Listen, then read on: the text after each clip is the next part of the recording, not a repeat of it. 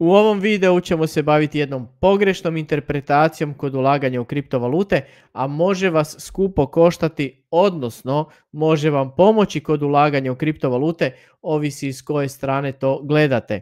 Ne brinite, video je kreiran da ga mogu shvatiti i početnici u kripto svijetu, tako da ako vam se čini zanimljivim, nema opravdanja da mi se ne pridružite u ovom videu. Krenimo!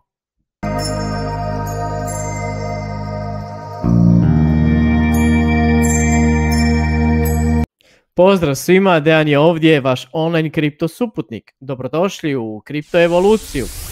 Vjerujem da svi vi koji gledate imate neki omiljeni altcoin, pa čak i ako se predstavljate kao Bitcoin maksimalist. Za razliku od Bitcoina, za koji vjerujem da svi znamo da je njihov maksimalni broj 21 milijun, te da se kreiraju novi svakih 10 minuta, gdje se otprilike svake 4 godine broj onih koji se stvore, odnosno izrudare, prepolovi. No kao i Bitcoin, svaki altcoin ima neku svoju priču, odnosno pravila kako nastaju i kako se raspodjeljuju na tržište. Potencijalni problem nastaje kada se interpretira da ako je neka kriptovaluta pala recimo 95%, da je ona izrazito niskog rizika, odnosno da ima veći potencijal rasta nego neka koja je recimo pala 80 ili 75%. Iako ima više faktora, mi ćemo se u ovom videu radi jednostavnosti pozabaviti samo padom cijene kao jednom polaznom točkom.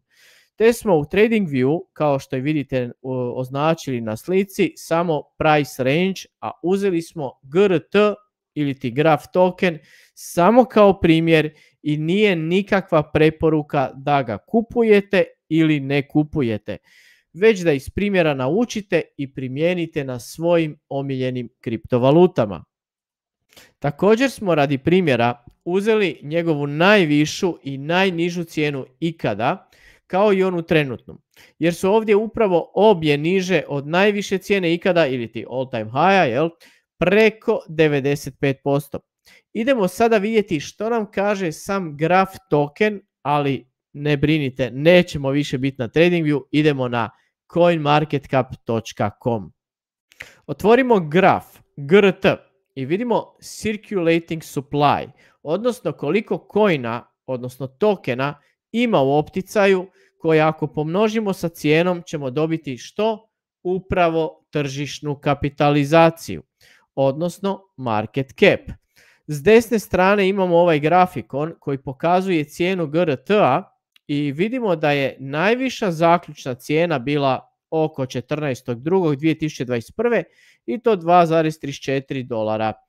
I takvu smo sličnu priču vidjeli na našem grafikonu koji smo malo prije gledali na početku videa, ali ako prebacimo sad na market cap, vidimo da je on bio najveći ikada na kasniji datum 10.11.2021.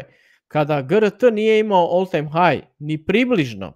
Dakle, vrlo jednostavno da ako je cijena bila niža, a tržišna kapitalizacija veća, po našoj formuli broj coina u opticaju puta cijena je jednako tržišna kapitalizacija, da je moralo biti više coina u opticaju na taj dan. Pa idemo vidjeti što se događalo. Vrlo jednostavno. Kliknuli smo na cryptocurrencies i nakon toga našli historical snapshots na datume 14.2. i trebalo bi 10.11. ali ako nemate baš taj datum, odnosno taj dan, uzmite onaj najbliži jer ovi podaci su dostupni za svaki 7. dan, pa zato ćemo mi koristiti 14.11.2021. I prema navedenom, gle čuda, današnji supply je 7,2, odnosno preko 7,2 puta veći nego što je bio za vrijeme najviše cijene ikada, te 1,9 puta veći nego je bio 14.11. kad smo imali najveću tržišnu kapitalizaciju ikada. I to je bilo kad? Upravo u vrijeme najveće euforije za Bitcoin i tržište kriptovaluta. Drugim riječima, kada bi iz naše formule htjeli provjeriti kolika bi bila cijena GRT tokena kada bi na promatrane datume ubacili trenutni supply, dobili bi totalno drugačije podatke. Pa bi za vrijeme kad je bila najviša cijena ikada ili ti all time high, GRT token vrijedio približno oko 30 centi. A za vrijeme kad je imao najviši market cap, vrijedio bi približno 56 USD centi. Razlika je, kao što i sami vidite, ogromna. Dakle, još jednom napominjem, ovo nije video o grafu, nećemo spominjati kakav je projekt, možemo neke druge stvari analizirati zajedno, nego je ovo video da vidite kako bi neki vaš projekt došao do all time high, koliko bi trebalo novaca da opet bude tamo, koliko su se promijenile okolnosti u odnosu na njegov prošli bull market. U ovom našem slučaju tržište ovog tokena bi moralo rasti na preko 20 milijardi dolara da dođe ponovo na all time high iz 2021. godine. Odnosno 4 puta od najviše vrijednosti njegova tržišta. Odnosno, kad bi vrijednost njegova tržišta došla na vrijednost za vrijeme najveće euforije, kad je bio Bitcoin vrijedio oko $69,000, GRT bi vrijedio nešto više od 50 centi ili ti pola dolara. Na sve to, pazite, nas je potakla samo ova akcija koja je od nas tražila samo nekoliko klikova mišem da vidimo da postoji jedno veliko neslaganje, je tako?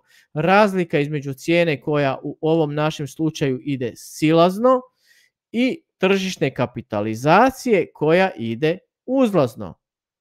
Kada gledamo ove brojke, možemo već na ovom primjeru zaključiti da je prvo projekt izgubio puno manje tržišta nego što to prikazuje sam pad cijene, što je u ovom slučaju dobra stvar, jer pokazuje da se projekt puno bolje držao u bear marketu nego što to prikazuje sama cijena.